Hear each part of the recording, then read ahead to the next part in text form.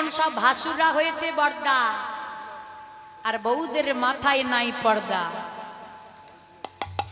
এখনকার দিনে শ্বশুর মশাইরা, মানে যারা বাবা আছেন কিছু মনে করবেন না, শ্বশুর মশাইরা বৌমা বাড়িতে এলে কি বলে? বৌমা তুমি আমার মেয়ের মতো। তা শ্বশুর যদি বৌমাকে মেয়ে পাতায়, ভাসুর বর্দা হলো না? খুলেও গেল পর্দা। কিন্তু গৌর হরি জগৎকে শিক্ষা দিতে এসেছেন বাবা, নারীর লাজ মান পর্দা প্রথা। যত ঢাকবে তত থাকবে, আর যত খুলবে ততই যাবে। হরি বলো হরি। এখনকার দিনে সব মায়েদের যা সাজ পোশাক, একটা নারী হয়ে নারীর দিকে তাকাতে লজ্জা।